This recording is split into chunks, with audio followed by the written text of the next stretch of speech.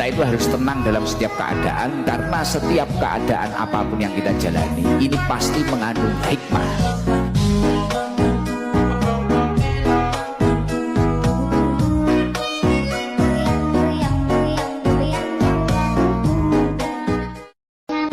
Kita itu harus tenang dalam setiap keadaan, karena setiap keadaan apapun yang kita jalani ini pasti mengandung hikmah.